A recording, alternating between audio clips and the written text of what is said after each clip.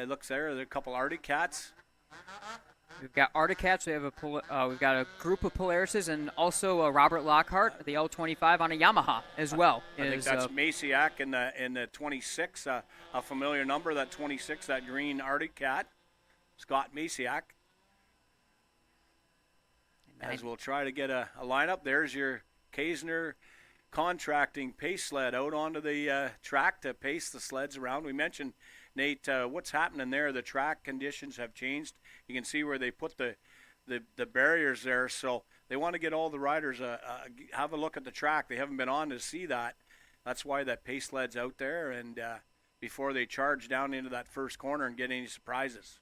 All right, we're going to see runners. You mentioned Masiak. Also, we'll see Aaron Giles, who we saw win big a little bit earlier on the last time he was on the circuit. So we get to see all these runners in the Vintage 580 IFS class. They go straight to a final right here. 5 laps to see who's going to be a sprint winner.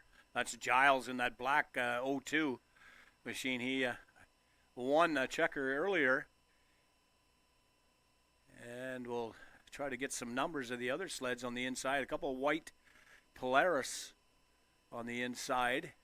I believe that 02 actually is Sean Pastula out of Sheboygan, Michigan. There's the number 14 Polaris, the 88 Polaris. Yep, Justin Crabb on the 88, Daniel Galeroic on the 14. They'll line up to the Advanced Installation start-finish line. Let's wait for the O'Reilly Auto Parts green. One Yamaha down on the inside, and nice-looking vintage Yamaha there. Yeah, that's Robert Lockhart, the L25, 1989 Yamaha SRV 540. So 4 sleds trying to find that best ice on the outside. Final. A couple down. This is a final here, ready to roll here.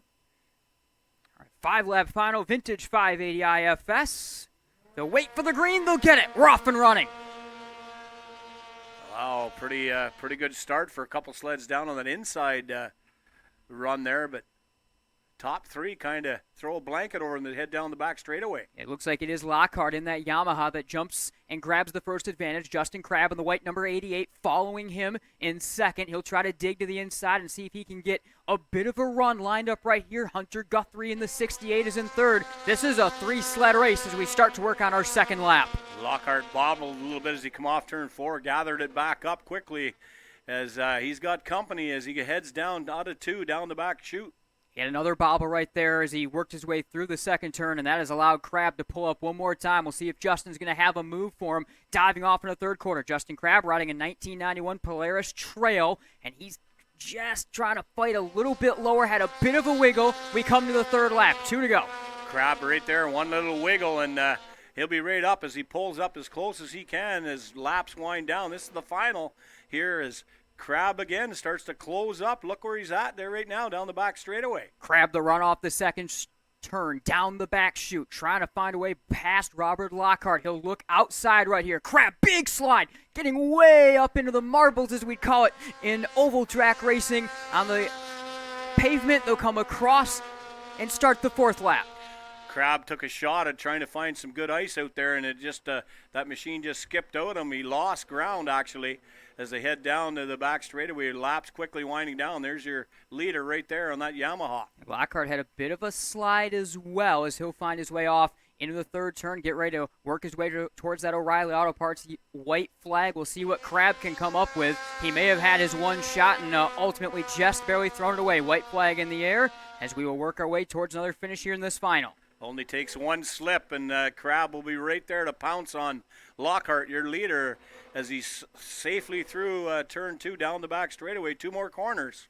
Lockhart's been able to pretty safely protect this advantage. There was the big move that came from Crabb. He held it off. Here comes Robert Lockhart, the lone driver on the field in a Yamaha, and he is going to be able to take the O'Reilly Auto Parts checkered flag and pick up the win. That's a real nice run for that SRV Yamaha. There's a good look at that machine of Lockhart's as he is your champion here.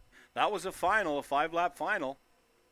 Robert, nice looking run, Nate, for that Yamaha. Yeah, Robert Lockhart out of Leroy, Michigan, picks up the Vintage 580 IFS win in this sprint final. So great work from him. Like I said, he had to hang on right there. Justin Crabb certainly had the momentum, had the run, and he was able to outlast him. a different looking chassis. If you're just new at the snowmobile racing here, you can see we call those pogo sticks on the side of the Yamaha.